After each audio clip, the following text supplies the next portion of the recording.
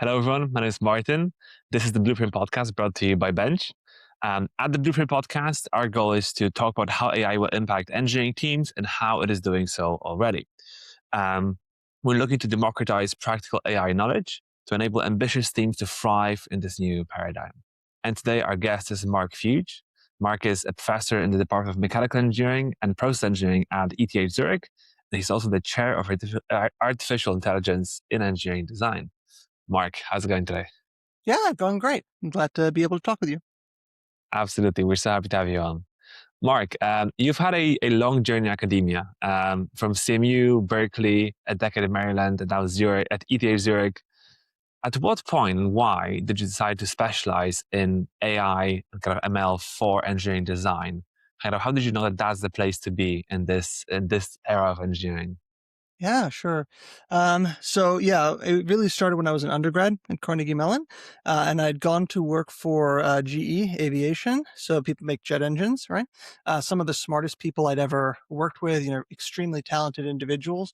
But I'd seen there how much manual effort had gone into designing parts. Brilliant people, but I think at the time I'd written some Perl script to scrape some documents, and I had engineers from other floors coming to ask me like, "Hey, can I have a copy of that script?" So I'd seen already the highly talented people, excellent capacity, but what computation could do for them. And then I'd taken a course in my last year with this mentor of mine, Barak Kara, one of the smartest people I know, which was on AI for mechanical, and I had not done any AI before. And after taking that course, I was like, whoa, okay, there's so much opportunity here. And I think he was one of those sort of leading forward thinkers on this at the time. I think it was a very unique experience. There was nothing like it in any other university. So I sort of got in at just the right time. The rest is kind of history. Kind of went to Berkeley to work with one of the top people in the area. I think back then when I was applying at Maryland, if you said you were doing machine learning for mechanical engineering, you got laughed out of the room, and people would say, "Why aren't you just building a robot?" Of course, I don't think people believe that now, but this was sort of historically the case. What was the first application of AI for mechanical back when you first got introduced to the space?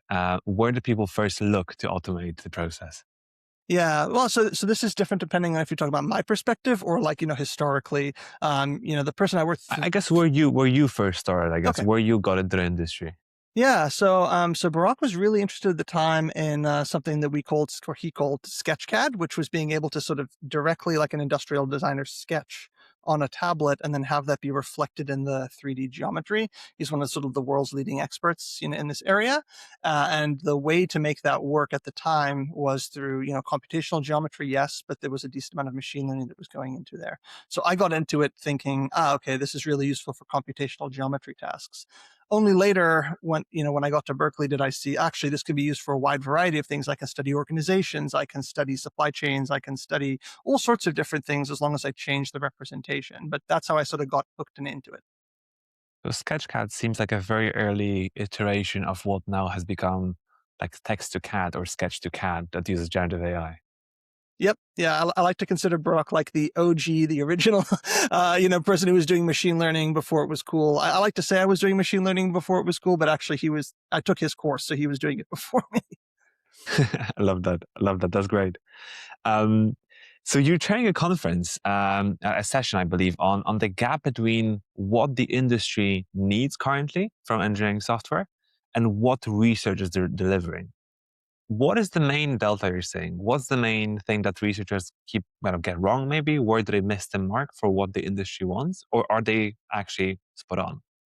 Yeah, I think it's a Venn diagram, and honestly, I mean, the reason we're having this session at the Design Theory and Methodology Conference is to try and bring those people together, because I think that there's this Venn diagram of people who are naturally solving industry relevant problems. There's a bunch of problems that academia is interested in because it's just fun or interesting, and then there's a lot of industry need that maybe doesn't have the research there that would be helpful.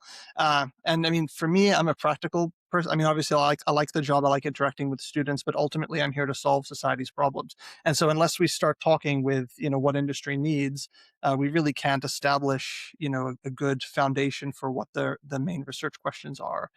There's a sort of a famous phrase called use-inspired basic research, which basically means I can do basic research just for science's sake, and this is fun and all good. But if I have a use case in mind, like I know that there's a fundamental, I don't know, geometry problem that, if I could solve that, I could fix all of computational assembly in CAD. Great. Well, that could actually derive then or drive possible papers we could work on, questions we could work on. And so to be able to bring industry together to say, look, where are you at? Where are we at? Where could we be refocusing?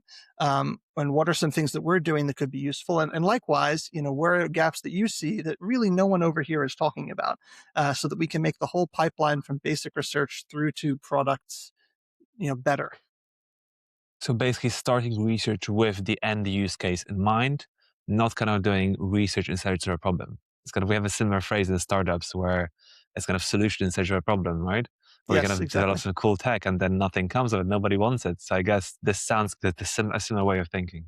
Yeah, I mean it's an old idea. It comes from this book, Pasteur's Quadrant, which is like a fairly famous older book about science policy management. But there's basically Edison, and Edison's like, I want to solve a problem. Let me tinker, tinker, tinker. I'm just trying to solve the problem. Like I don't really care what the fundamental basic research is. I just want the better light bulb, right? And then you've Mhm. got, I think it's Niels Bohr is on the other end who's saying, well, I just want to understand the structure of the atom. I don't care what I could do that for. I just want to understand it. And then Pasteur was, the guy who discovered pasteurization among many, many other things. And he would say, well, okay, here's a problem that society has, that industry has. There's some fundamental underlying thing that we don't understand about science. If I can unlock that, then I can not only solve that industry problem, but maybe other ones as well. And I think this is a really healthy space for academics to be in, especially in the mechanical design, mechanical engineering, because we are so connected to and serving industry in the end of the day. That makes sense. Yeah. So my hope with the Um, conference was to bring people together, right? To say, hey, mhm. like I'm not going to sit here in my ivory tower and pretend I know all the problems.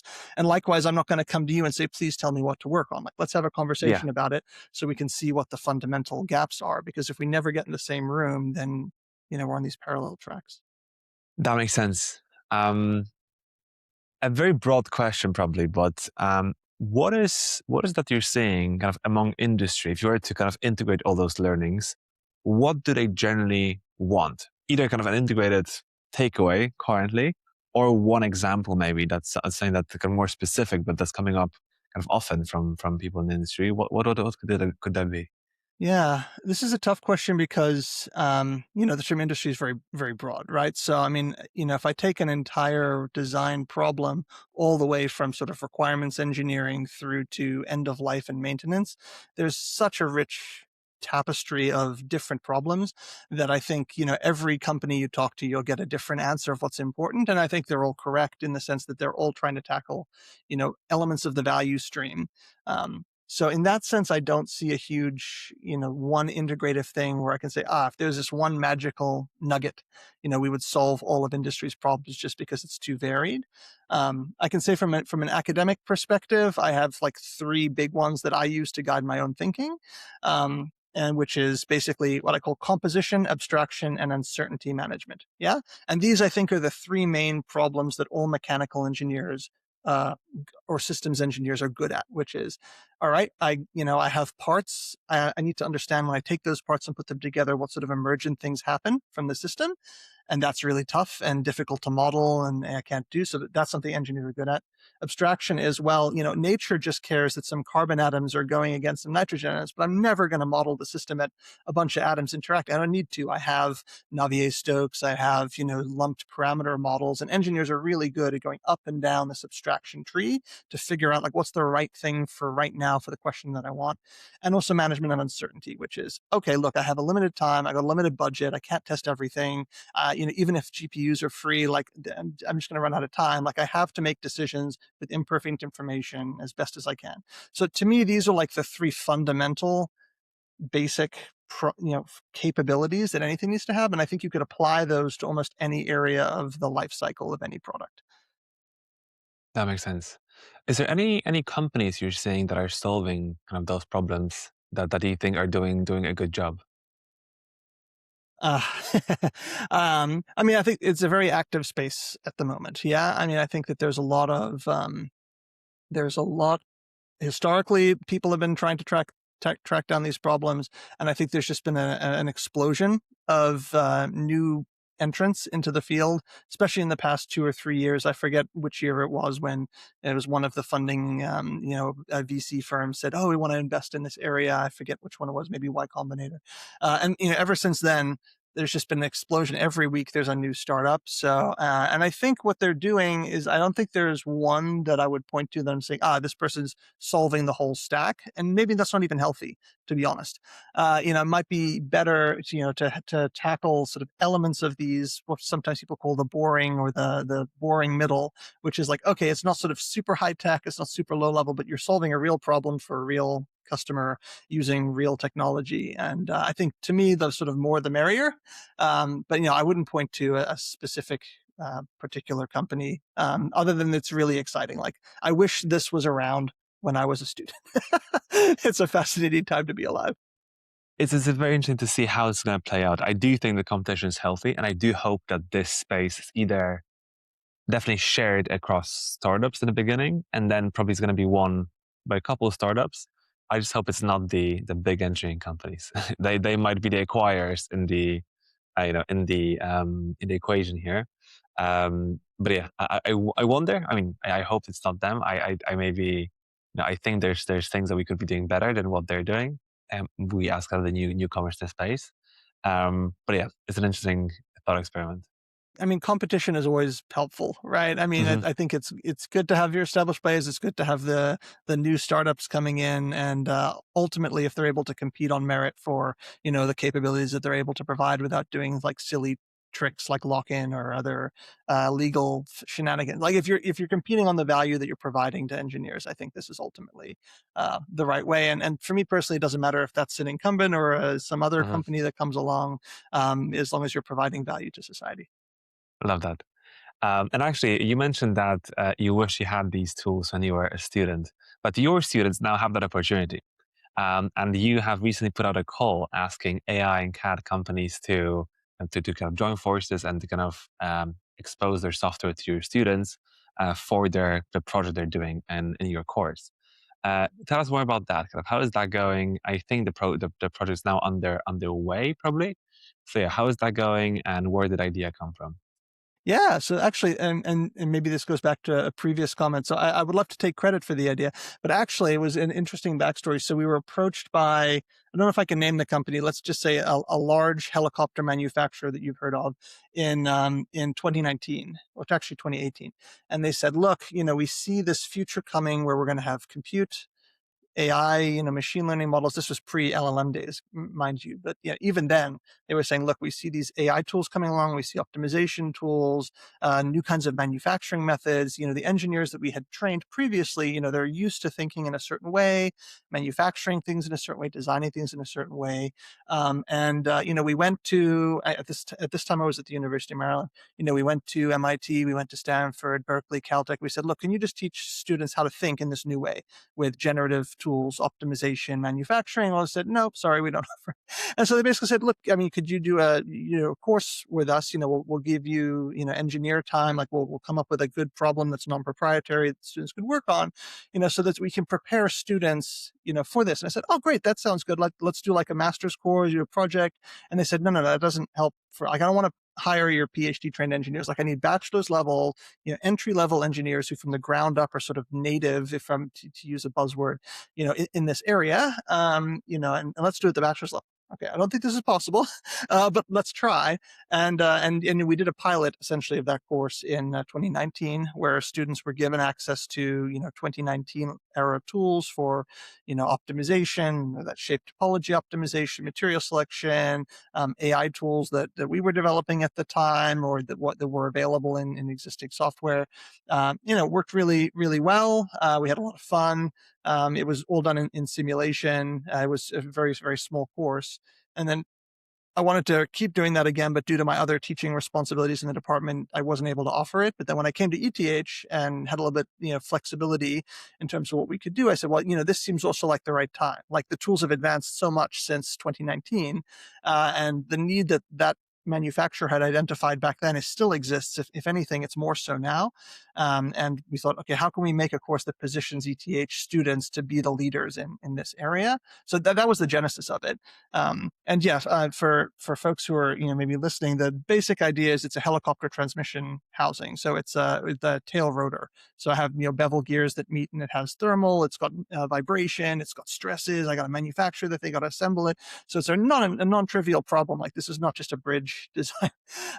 So it's fascinating to see that there's no existing solver that's like a push button solution for this. It's something that requires input from human intuition into solver input, negotiation between teams. And I think this is really the future that we're entering, is one where AI and humans are acting as partners together. It's not like I'm just sitting there manipulating the instructions that the AI gives me, or pressing a button and walking away and drinking my coffee. There's a high level of interaction and iteration that's now become possible. So I think the need is even greater than when they first approached us.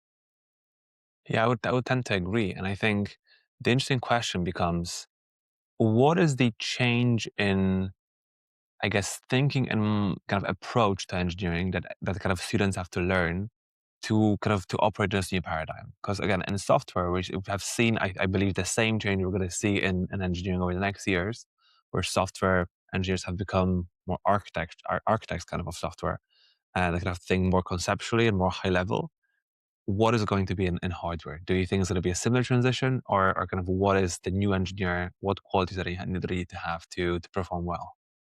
Yeah, I think the analogy to software engineering is good. I mean, I think there's many parallels there, right? So, I mean, it's always hard to predict. It's hard to make any predictions, including about the future, as they say from Yogi Bear. But I think that we will see a situation where I can launch massively in parallel any kind of simulations or CAD modifications that I want, with text or images or sketching. So I think this is coming, if not here already. So I think the era of me sort of manually selecting sketch planes in my favorite CAD package is rapidly coming to a close, just like in software. But also, just like in software, I need to know a little bit about it because it'll make mistakes, right? It's not like, in current software engineering, it doesn't make mistakes. I can't manually go in and fix the bugs that's there. I'm not stuck with the Python code it generates with me, right? I can interact with it. So I do think that, you need to be facile enough with those tools to be able to sort of correct those errors. But yeah, I agree that fundamentally, now it becomes a lot more about the architect decisions, developing decent understanding of fundamental physics and mechanics. If the thing's spitting out a solution that is sort of obviously wrong when I look at it, this is the same with code. You can see the path it's going down when it's writing software and be like, this is really not what I had in mind. And so the physics equivalent of that, being able to sort of understand the domain that you're working in, what are the different factors that you have to consider, like when is the output of the CFD solver nonsense. I think all of these things are skills that are going to remain important. Your fundamental fluids and mechanics courses, you're going to need that in the same way that software engineers need to be able to understand some of those fundamentals as well.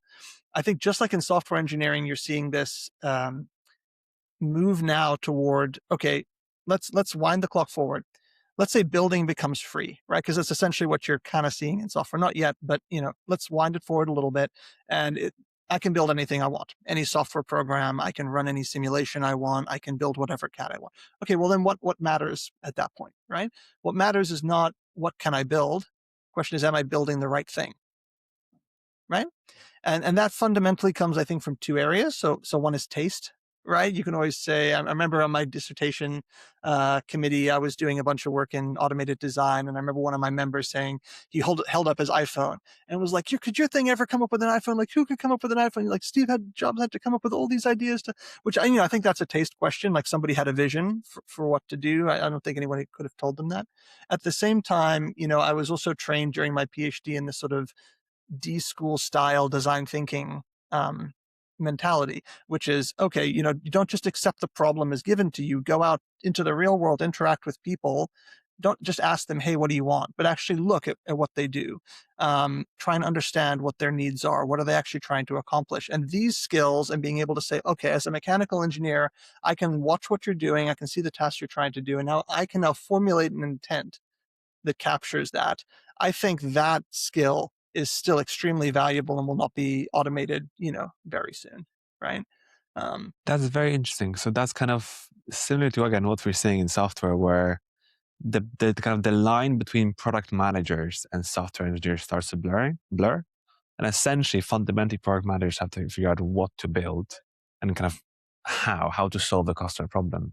So it seems like almost these roles will be integrating. Yeah, I believe in the hardware companies you also have product managers. So I guess these two roles could start merging, and we could start seeing more full stack engineers that have to start considering business impact, not only the engineering kind of choices in the back end. Yeah, as like a good analogy to this. So my wife works for a healthcare startup, and during my when my second son was born, I was on paternity leave for 3 months, and we actually shipped down to Florida, which is where one of their clients were. And during basically the 3 months that I was on paternity leave, she was literally every day in the office with the insurance billing manager, watching exactly how they were doing it, what decisions were they making, what were the stress point, all of this, and it took a lot of time of essentially her just sitting there doing what we would call design research, which is like, let me research what this person's doing so I can figure out what to design it better. And I remember several years later when all this code stuff was coming out, I was like, oh, you guys worried, as a startup, some other person's going to come and, basically just instantly Claude code your thing. And she's like, no, they can't do it because they don't understand the problem. Like even if you had unlimited code and could throw code at this, like they don't understand what the fundamental problem is, what they're trying to accomplish. They don't understand the workflow, and no amount of me prompting Claude is going to get you that, right? And I think you might see something. I mean, that's a software example, but I think you could see something like that in mechanical as well, which is, look, CADing and simulating stuff's now free. But that doesn't mean that, whatever thing you throw at the wall is going to be what people want. Absolutely. I'm curious, do you see in academia or in industry, do you see a lot of pushback of engineers claiming that AI will not be able to do their job in any capacity, and that essentially almost rejecting the potential that the industry might change? Hmm. I mean, I think I might not be the best person to address that just because I'm not, day to day, middle management at a large engineering More so, company. we can look at academia more so, because I guess that there will be a bifurcation of opinions in academia as well.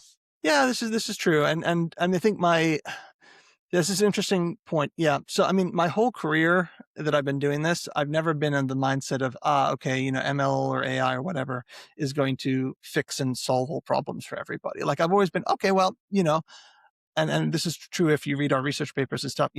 We're always the same of this case where we say, well, we know how to do certain things really well. Like once I've formulated an optimization problem, particularly in a particular form, I can solve it instantly or near instantly. I don't need AI for this, right? But what I can do is sort of use that as a tool to help me get a good initial solution, perhaps maybe warm start me in a good, area where I can search better, for example.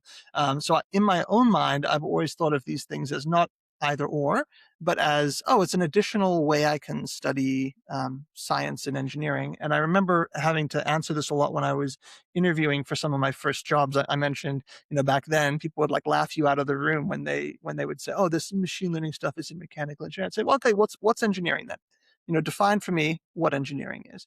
And they would say something, and I would say, well, let me tell you my definition, right? So engineering is using tools from science and math to solve real people's problems. And for half a century, that science has been Newtonian mechanics and the math has been partial differential equations, maybe numerics, right? I can use a different science and math to solve other people's problems, right? And that doesn't mean that, and the punchline, right, that math could be machine learning.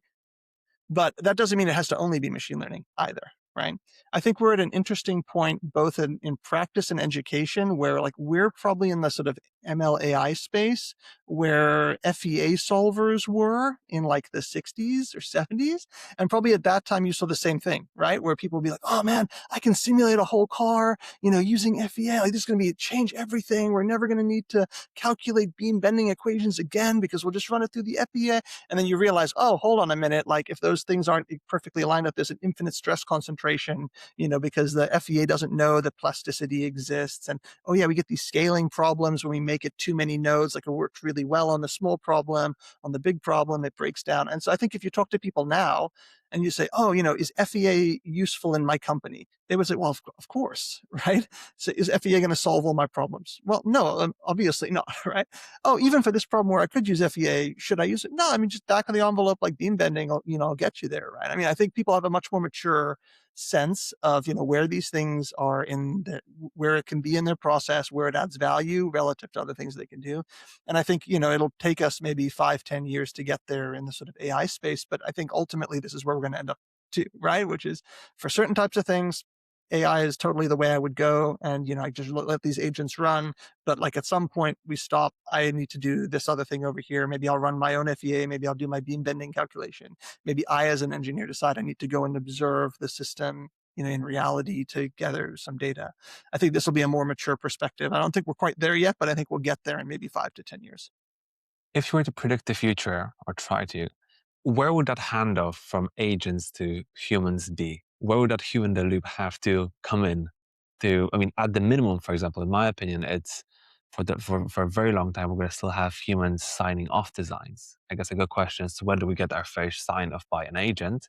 Uh, but if we're to look broader, kind of where do you think humans will be put in the loop in the next Hmm. couple of years? Yeah, this is a fascinating question. Um, So I'll answer this by way of analogy. So I have a friend of mine who did his PhD roughly the same time as me, and he ended up becoming the vice president for autonomy for a large self-driving car company that you've heard of. I'm not going to mention the specific name. And I asked him as well, like, oh, when are we going to have self-driving cars? And he said, Mark, this is the wrong question, because at that time, what they could say is, if in self-driving, if I only am traveling less than, let's say, 35 miles an hour and I only need to make a right turn, yeah, he could say, I can automate that today, right? If I can go from point A to point B less than a certain speed under certain conditions, sunny conditions, only making right turns, I can guarantee you no human ever needs to touch that.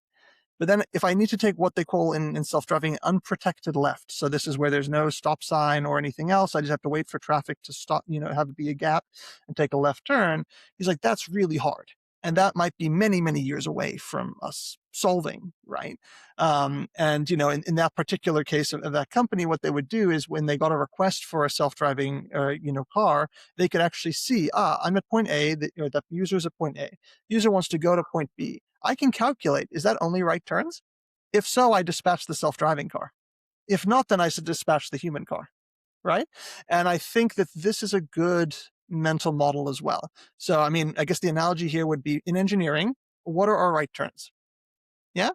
And if I can only come up with a set of tasks that are all right turns, then maybe there's never a handoff. But if I'm taking a bunch of unprotected lefts, yeah, then maybe agents never do anything for me, right? And so I think this definition of like, okay, well, what are our right turns and what are our unprotected lefts? And, what would it mean for me to scaffold, just like in that case, okay, engineering task has been requested. I analyze the structure of that task. I say, this is only right turns. Let me send that to agents. I feel very confident with high certainty that they can accomplish that well, or at least to the requirement of the task. And then if not, then I dispatch something else. Or maybe the human does the unprotected left, and then the agent does a bunch of right turns, and then the human does another unprotected left. So I think this is the kind of analogy that I think is a healthier one. Instead of saying, when will the handoff occur, or where will it occur? Well, it probably depends exactly on what I'm doing, what are the stakes, like you said, who signs off on it. And yeah, this question of sort of, what are our right turns and what are our unprotected lefts, I think is one thing that we're going to have to wrestle with in any industry segment. That's a great way to look at this, I think. And I would presume that the more innovative we try to go, that's our left turns, right? So I think the right turns are going to be the more kind of CRUD, to use software kind of terminology, tasks like, I don't know, create this CAD, or maybe prepare this model for simulation, or maybe convert this from one file type to another. That's the right turn, probably. A Mhm. left turn probably it kind of requires more risk taking, I would say, maybe not quite in engineering, but kind of more in kind of innovative approaches. So I would presume that the future we kind of both of us are trying to achieve is definitely going to include a lot of left turns. So I guess the question is going to be, do we just make all the right turns super automated such that the engineers only focus on the left turns? Or do we kind of push AI so much forward to the point where it can start handling those left turns? I think it's both, yeah. And this is in practice what they were doing is they were saying, "Cool, like, we can get really good at making the right turns right now with the data that we have, with the software that we have. It doesn't mean we stop working on the left turns, but, we just know that if we had to feel something now in practice, we would be hesitant to do that, but it doesn't stop us from also trying to study the left turns." Yeah. Absolutely. Awesome. Mark, last question to close this Sure. off Mhm. on a positive note. Yeah. I mean, it's been quite positive throughout, but you said that that kind of your goal in your career is to essentially improve the outcome of humanity and kind of push humanity forward and do good things for humanity. What do you think, if if that works out for you and for us as humanity? What do you think that means for us? Where are we as a species in 20, 30, 40 years? What is that outcome you're trying to push for, essentially? Yeah, sure. That's a deep question. Yeah, and it's hard to predict that far in advance. I would say that, there's so much capability in what engineering can solve for people and a limited capacity for us to provide that, that being able to, I don't want to say democratize because that means a certain thing technically in terms of who's doing the engineering, but being able to sort of spread the benefits of technology out to people as fast as possible in as a personalized setting as possible. This is really the one way that humanities tends to solve a lot of difficult problems is I can either decide to take and swap resources between people and things, or I can say, let's make better use of what we have, right?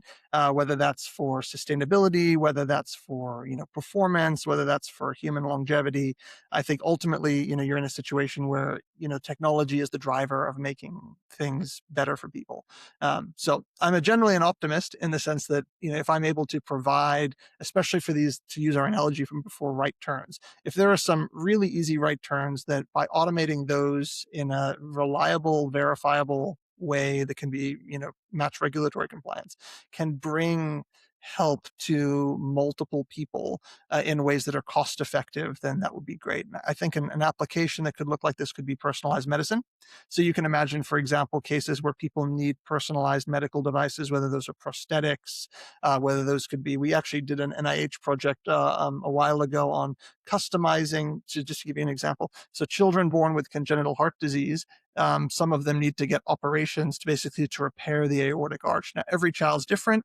Their flow conditions are different. And, what you can buy is just kind of off the shelf little tubes that the surgeon goes and sutures in there, but it doesn't mean it's going to solve the problem for the kid. They may have to have surgery every couple months to remove the thing and put a bigger one in. It's just not a good situation. Whereas with AI, under certain conditions, we were able to predict, let's say, optimal shapes for exactly for that patient, what the shape would be. And if I have to do a request for proposals to a big medical device manufacturer to customize it for every patient, this is a non-starter. It's too expensive, right? I cannot bring that level of care to the number of people in the world who would need it. And so I think for those kind of situations, I would love to see a future in which we're able to provide that level of, let's say, it's medical device customization to individual patients at a cost-effective way, and also meeting medical regulatory compliance. And it's a non-trivial thing to be able to produce this, but that's the kind of future that I would wish for my own children.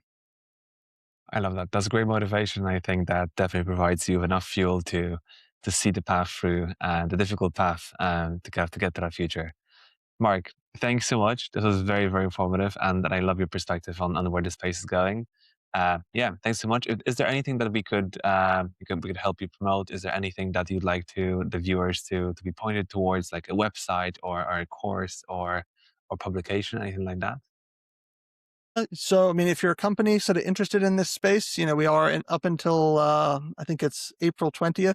You can submit to a technical presentation at IDTC and come talk about some of your needs and have the research community come and help you out. So, I definitely encourage companies that are sort of interested in engaging with academics to consider submitting technical presentations there. They don't have to be full papers. Also, if you're a company interested in exploring that, we're launching at ETH a new center called the Manufacturing for X Center, where you can partner with ETH faculty like myself, like others in the department, for us to help you transition technologies at the sort of very cutting edge, whether it's AI or manufacturing, to your industry use case. So, yeah, we're also interested in engaging with people there. We don't have a website yet, but you can reach out to me and I can direct you to the right people. That's great. Perfect. We'll include your a way to contact you in the episode description. Mark, Sounds great. thanks again once again. And yeah, have a great day. Okay, thank you. All right, bye.